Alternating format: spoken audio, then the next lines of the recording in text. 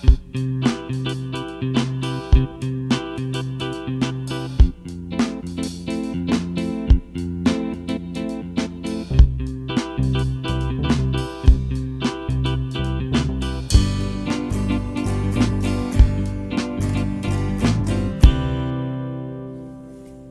to OTR Debate, our off-the-record podcast where three lawyers debate all things while managing to find out how it all comes back to the law. I'm Wee, I work in legislation, and I'll be the judge of this episode. This week we're going to be talking about a couple of action stars and some of the action films that they star in. So say hello to my little friends. Mucci. Hello. I'm Mucci, I work in immigration. And which action star will you be? Pick Tom Cruise. All right. And Lando? You missed jumping on the couch to say it. I'm Lando. I'm a prosecutor. I'm going to be doing representing Sylvester Stallone, who starred in a movie called Cliffhanger. And as a viewer or listener that might remember, our last episode ended on a cliffhanger, Mario versus Zelda. So I was the judge of that episode, and Mucci was representing Princess Zelda in a lawsuit that she was bringing on because Mario, who was represented by Wii, was spray painting Mario rules and Zelda drools all over Hyrule. So I guess, after hearing everything, I took some time to kind of decide. I've briefed it. I kind of wrote some things down, promptly forgot all of them. And I think I have my ruling for that episode. I think I'm going to give it to Mario. I'm fine with that. So much time has passed, I've actually withdrawn as her attorney. She got to be too much of a hassle to handle. High maintenance. Yeah. Always needing to be saved. Yeah. This is too much.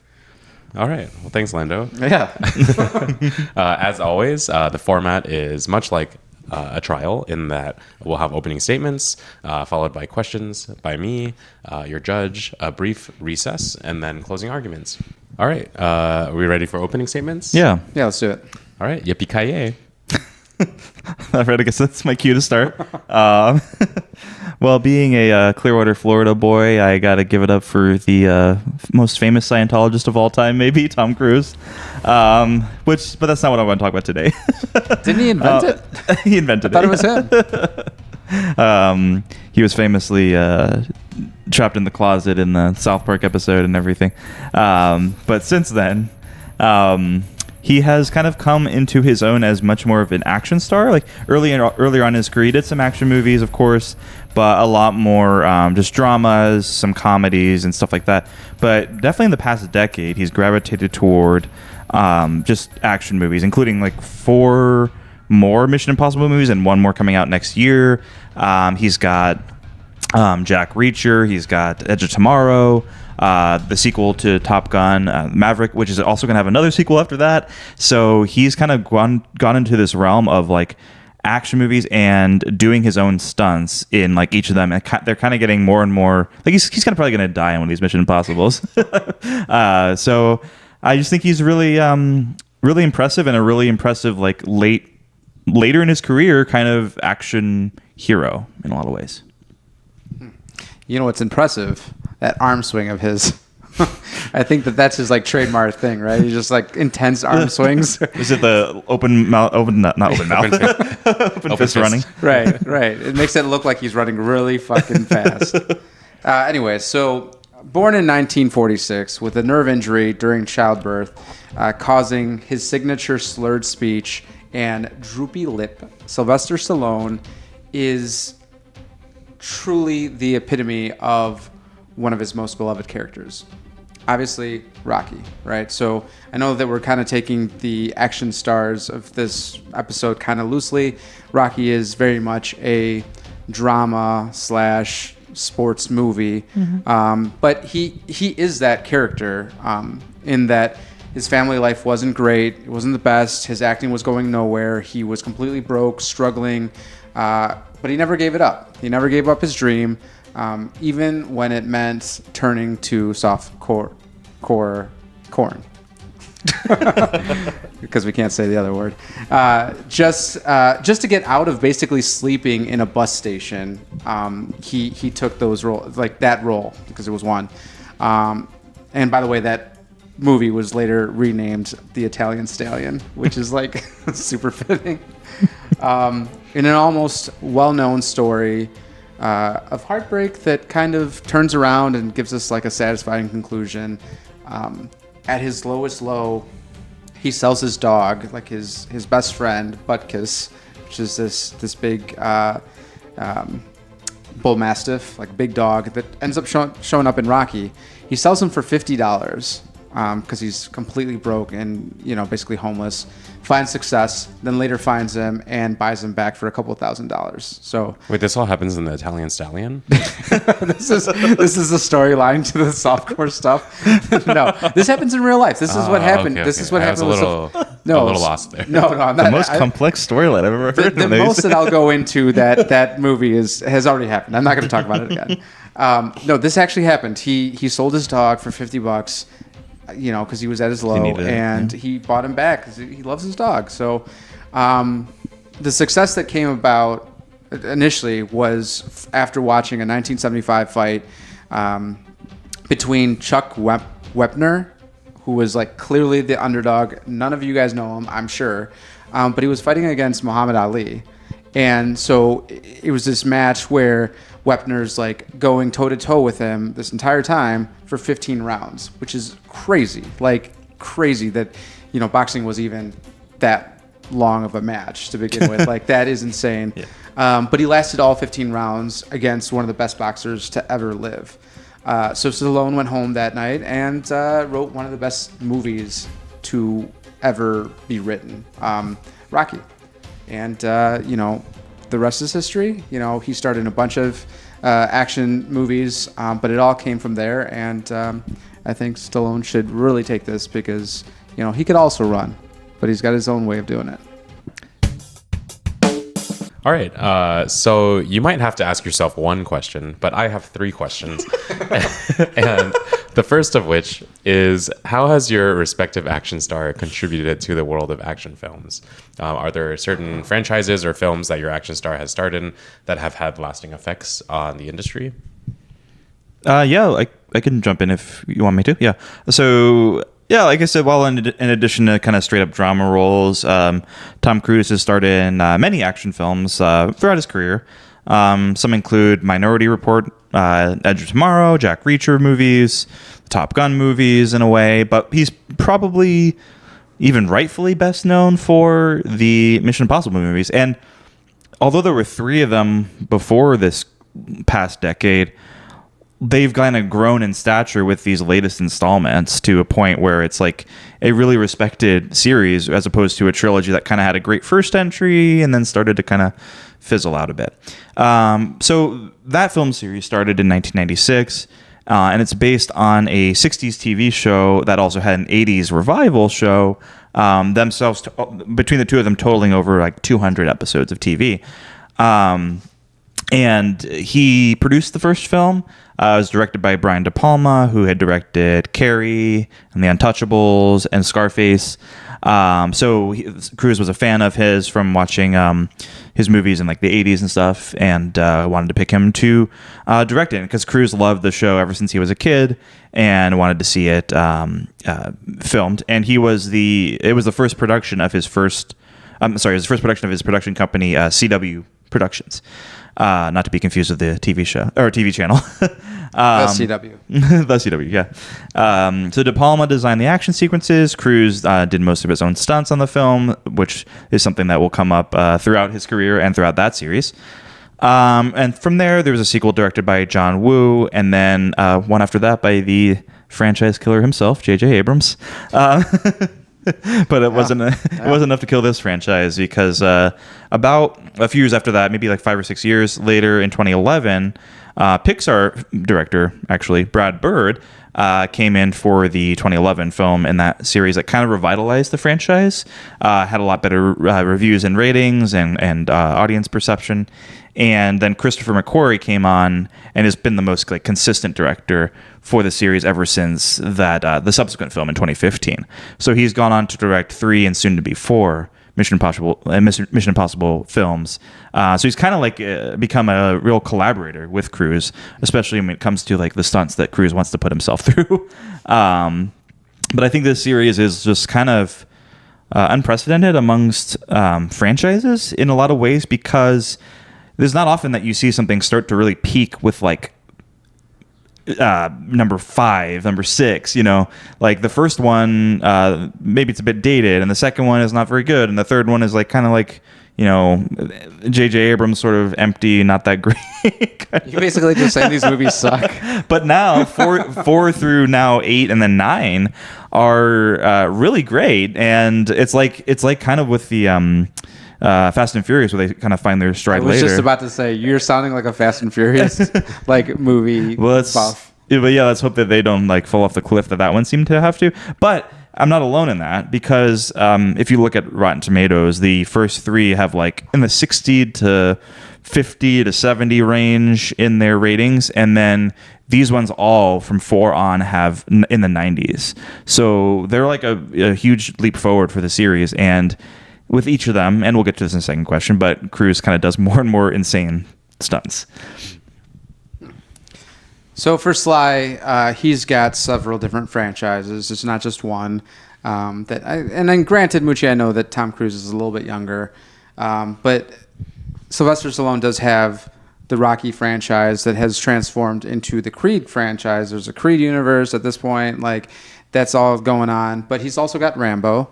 He also has the Expendables, which combines every action star, all the old timers, and WWE people are in there.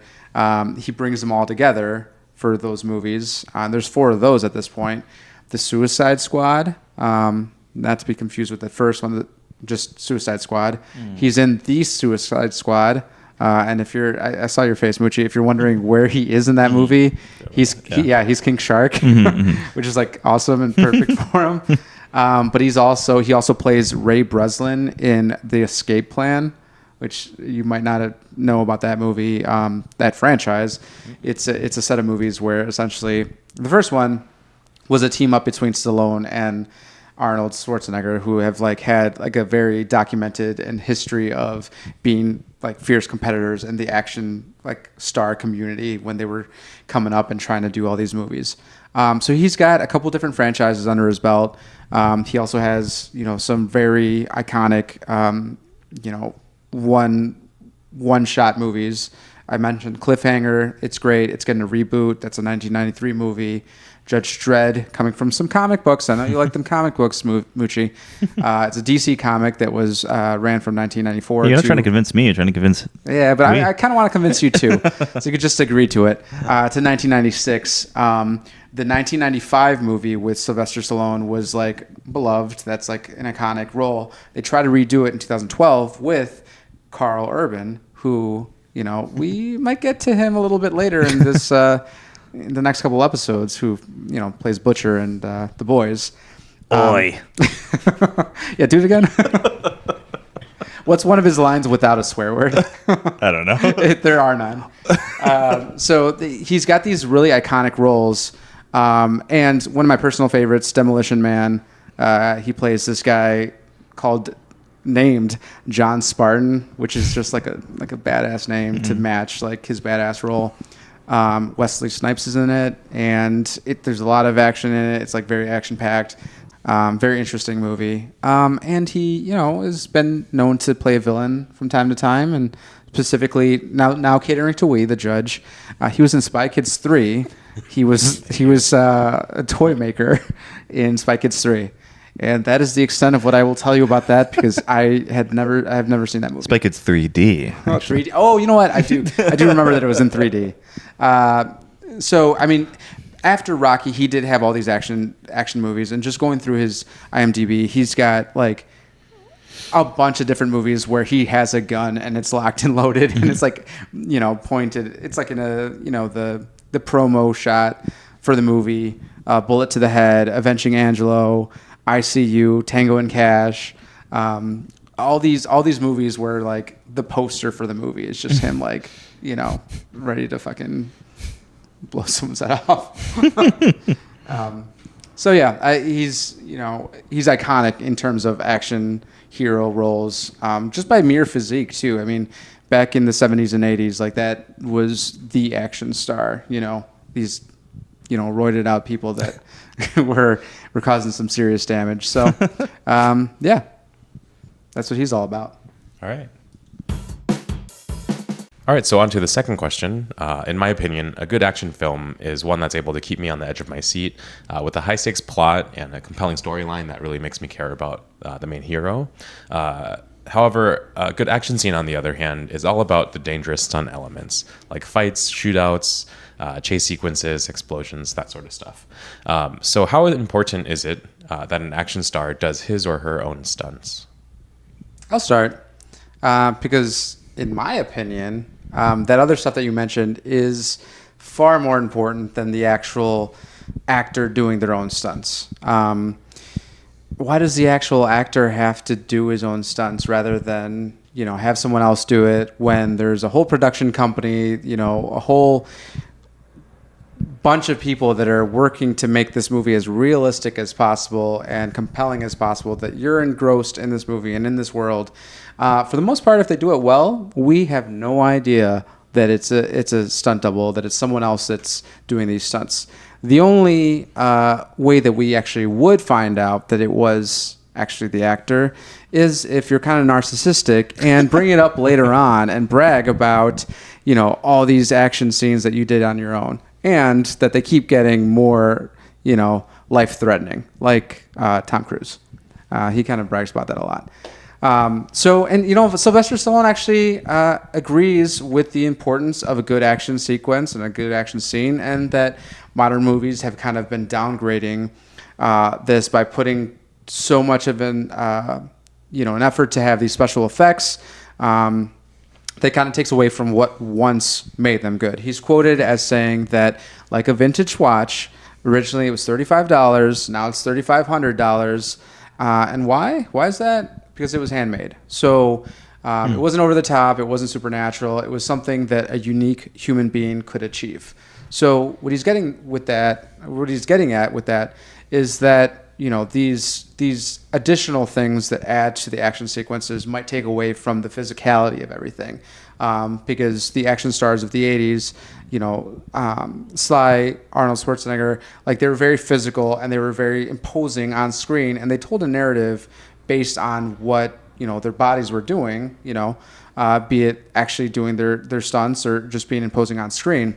But he's been in the movie industry for quite some time now, and he's actually spoken out about actors doing their own stunts. When in 2010, I think, he was filming The Expendables, and that's the first in 4 movies where he's the main character that brings together all these actors that have played in various action roles themselves. So notably, I don't think Tom Cruise is in any of them yet, not even in the 4th one. There's a bunch of people that are in it, but Tom Cruise is, mysteriously or not mysteriously absent in all of them. But anyways, in 2010, he does his own stunts. He was doing his own stunt in The Expendables. He was 63 years old at the time. And he did the scene with Stone Cold Steve Austin, WWE wrestler, who people probably remember would fucking like crack those beers open and just shove it down his throat. Kind of crazy. I like Mucci sometimes. So he does this scene with Stone Cold Steve Austin where Stone Cold Steve Austin like slams him into this wall, and he fucks him up. He like hurts him, and he hurts his back. He has to undergo like 7 different types of surgeries over time. And he has been warning like actors, like, don't do this. I've never recovered from this incident, from this stunt that I did, where it could have been someone that's a lot more trained, is experienced with these kind of stunts. Maybe another WWE wrestler, because they do this shit all the time, would have been more, ready for this kind of this stunt. And so, I am always going to side with Sly and kind of go with whatever he says, because he's my boy. And, I really think that if the movie's doing its job, if the whole movie as a whole is doing everything as it should be doing, you're not going to notice, and you're not going to find out until someone brags about it like a piece of shit. Wow, it really got intense at the end there. But I just wanted to take a little bit of response to that. Is that I think I walk out of a movie, and a lot of people walk out of a movie, and they, good or bad, think about it, whatever. But their opinions aren't set in stone from that, and you can learn more about a movie and add to your appreciation of it, right? I mean, I read a book by Sidney Lumet called Making Movies, and it talked about various things in directing and how one time they had to shoot a scene, and it was like rough conditions outside and some, things like that, where it's like the last day of filming and they just barely got that shot, or how did the cinematographer get this shot? Those are all kind of things that add to the craft of a movie and add to appreciation of the movie. So I do think it's a similar kind of thing when you're talking about appreciation of what a star is doing in a movie and what they're putting themselves through. It's not just about putting themselves through dangerous situations. It's about like displaying synchrony with the actor and the not needing a stunt double, like the actor and the character being fully in sync. And I think this conversation, we wouldn't be having this discussion if I were representing Jackie Chan, because I'm sure people's appreciation is added to by the fact that he does his own stuff. Yeah, to like completely like that man. And I'm sure, I mean, I've seen interviews on it with him where he's talked about doing his own stunts.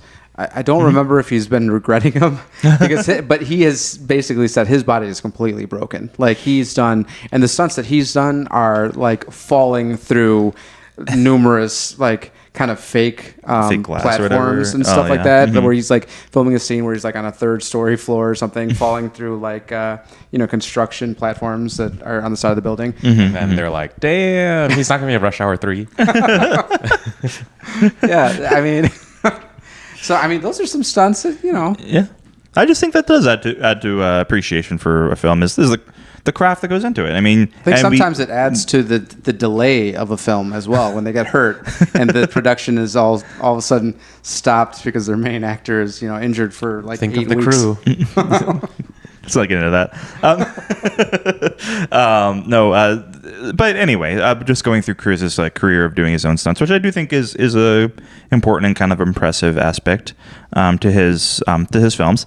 In Top Gun, he kind of started doing this back in the 80s version of Top Gun, where he parachuted into the water. And co-star Barry Tubb said that that led him to be coming as close to dying as anyone on a set that I've ever seen, which I think he's only heightened since then. Particularly in the Mission Impossible franchise, he has kind of gone through wild stunts. It's kind of there was the fish tank scene in the first one, but in the second one in particular, he does like basically a free solo climb up a cliff. Only wearing a little thin safety wire through 7 takes. And then since then in the franchise, he's performed halo jump for over 100 takes, and being the first actor to perform the jump, which is typically a military operation, people jumping out of planes. He climbed the side of the Burj Khalifa, held his breath underwater for 6 minutes. And one of my favorites is in the latest film where he drives a motorcycle off of a cliff into a free fall into a jump. And I think he did that like 8 or 9 or like several takes for sure. Do it again. Let's do it again. I didn't like that one. Exactly. Fucking maniac. It's like... And he could have just as easily broken his foot jumping on the couch, Yeah, I guess. That's dangerous. I guess. What's that? Have you guys seen the picture of him?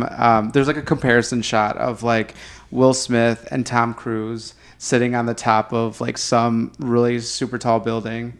Like the very, very top, like, like the antenna wires or whatever. Yeah. Like Will Smith is like chained down to it. Like he's got like so much safety gear on. And like Tom Cruise is like, He doesn't have any shoes. He doesn't have Staying on one foot or something? Yeah, he's like, no, he's sitting there just very casually. Doesn't have any kind of harness, anything. And like Will Smith is like leaning back, like center of mass, back so that he doesn't fall off. Tom Cruise is like just fucking chilling there.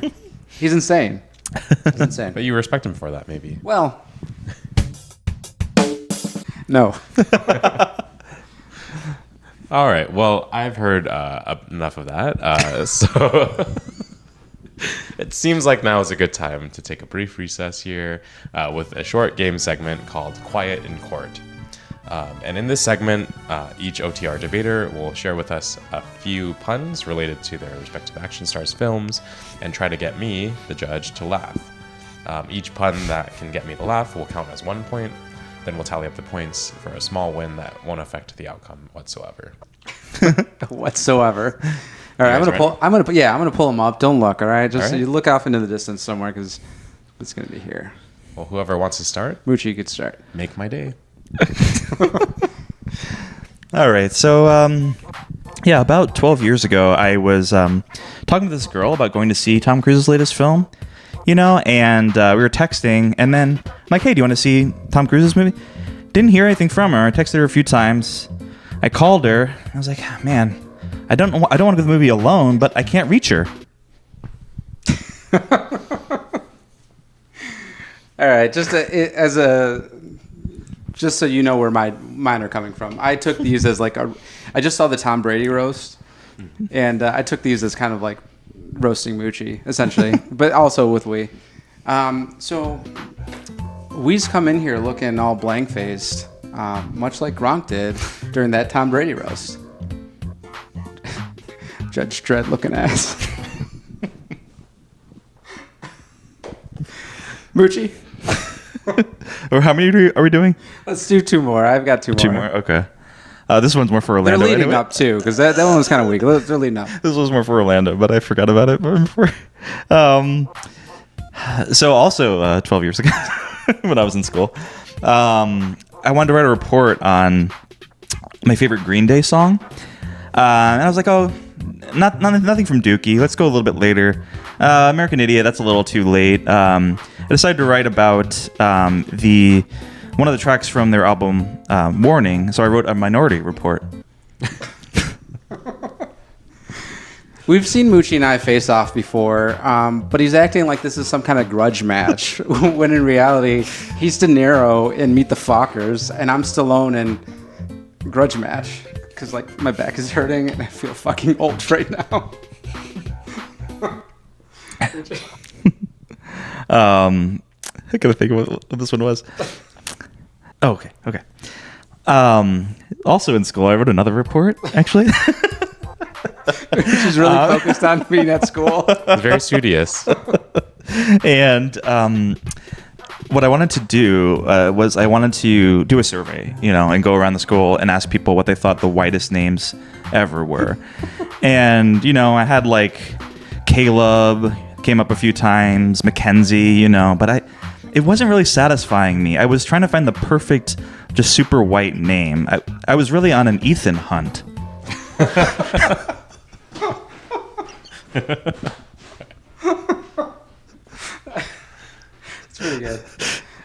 This one's to Wee. It's just a question for Wee. Wee, do you know what they call Mucci after he makes his escape plan out of the bathroom? No, what? Demolition Man. Okay. I think I laughed at 2 of each of you. 3. Okay. So it's pretty even. And it doesn't matter anyway. So good job.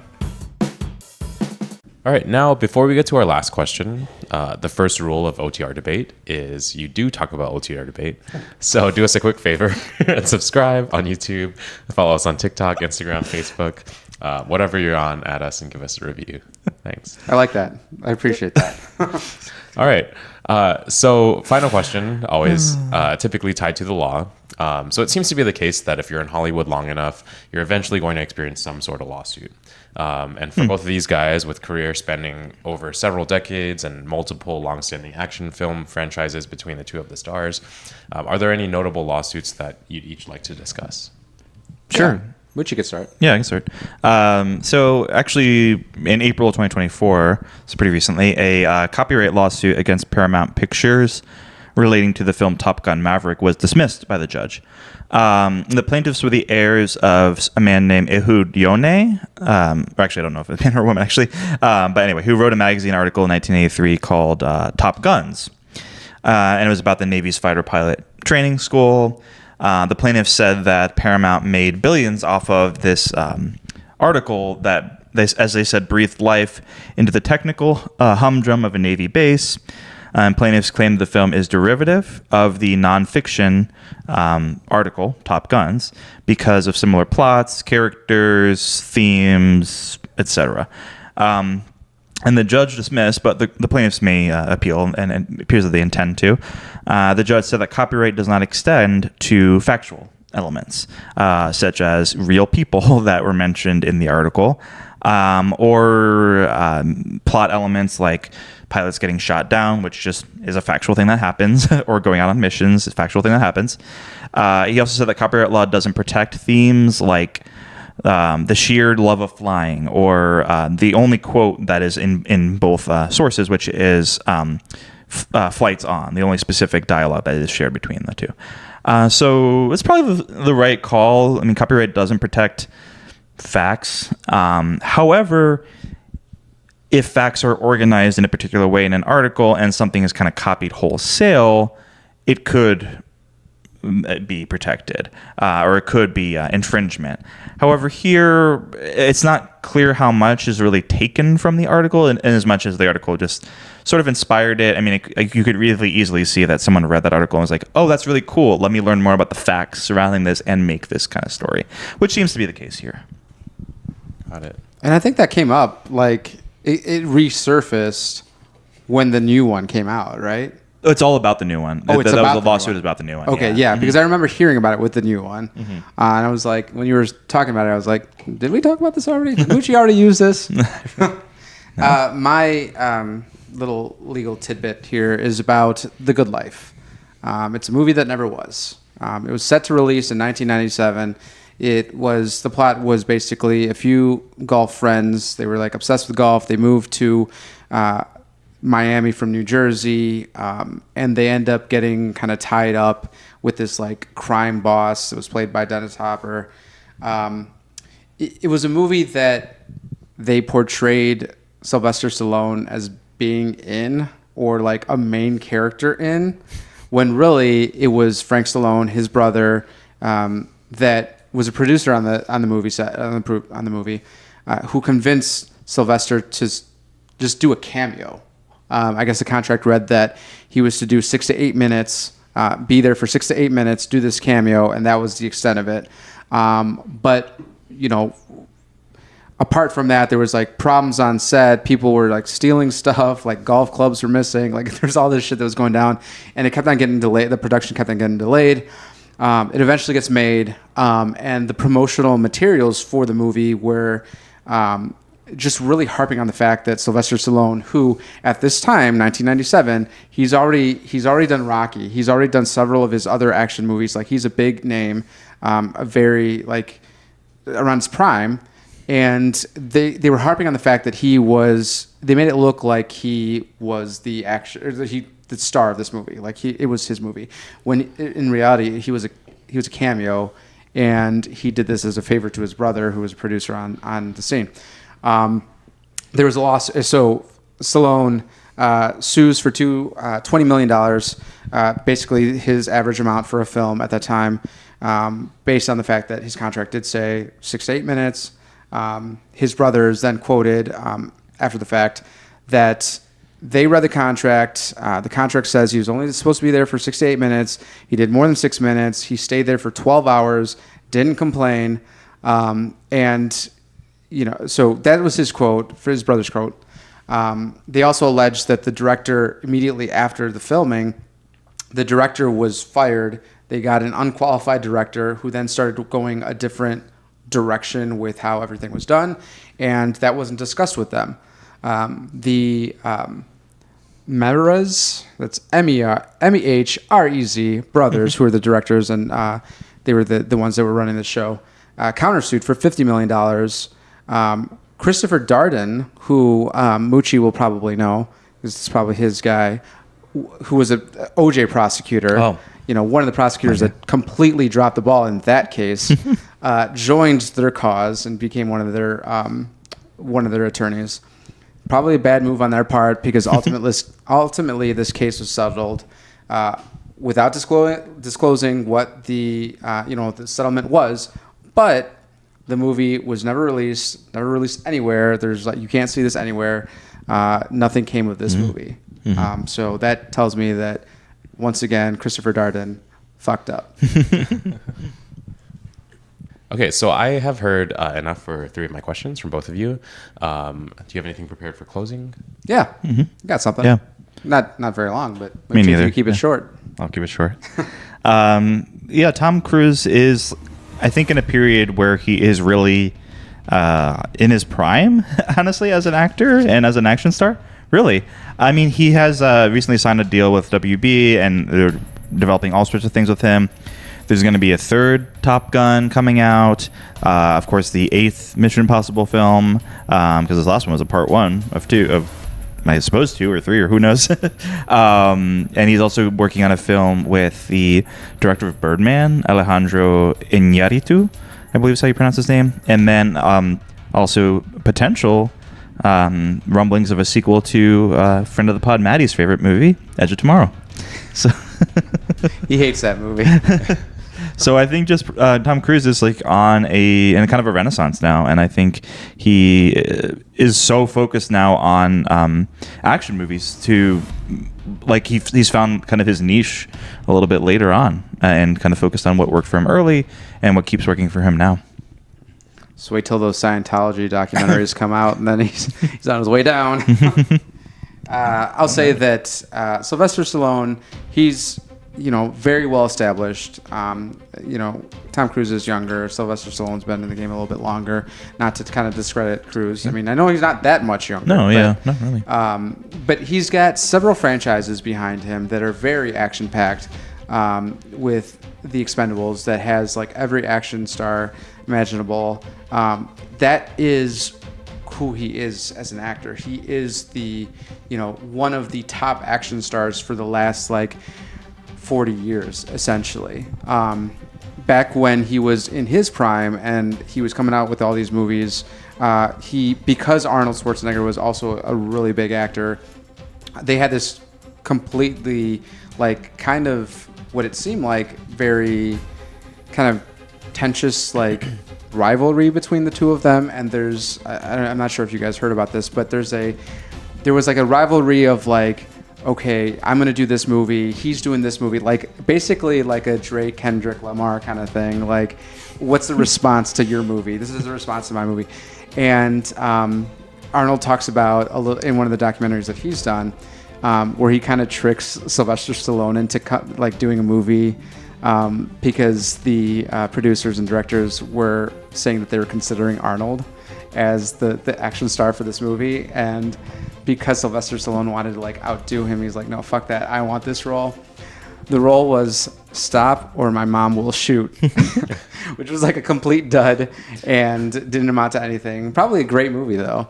But yeah, so I mean, I feel like that speaks to if you're on par with Arnold Schwarzenegger in terms of action, action hero star, that really says a lot. And the fact that he's continued on, well past his movie action star prime, and continuing these franchises where these action stars or action characters from the franchises like Rambo, the Expendables is really all about someone that is much older that's still doing this and is a mercenary and still kind of keeping up with younger people.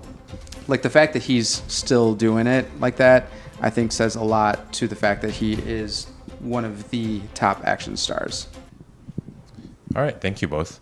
So I personally am a lot more familiar with Tom Cruise's work, with the Mission Impossible series, mainly. But I think I'll have to give this one to Sylvester Stallone, just because when I do think of action star, top of mind is Sylvester, guys that are like Sylvester Stallone, Arnold Schwarzenegger, at least with the nostalgia factor of like these, big 80s movies that came out and people like always turn back to, which is not something I necessarily always do. I am more of a modern movie kind of viewer. But yeah, good job. I think to both Thank of you. you that. And they did, so like in the late 80s, there was like because the 70s and 80s were pretty much all focused on these big guys that were action stars. In the late 80s, we had like movies like, Die Hard and like John McClane and all these like regular everyman hero, which made it, surfaced up, and then that kind of paved the way for everybody else and Tom Cruise and stuff like that, which is nice, but like it is, when you have an imposing figure on screen, like, that guy's doing some damage. Whereas Tom Cruise, it's like, go jump on a couch somewhere. All right, let's wrap this episode up and be home in time for cornflakes. All right. Hasta la vista, baby. Thanks. We'll be back.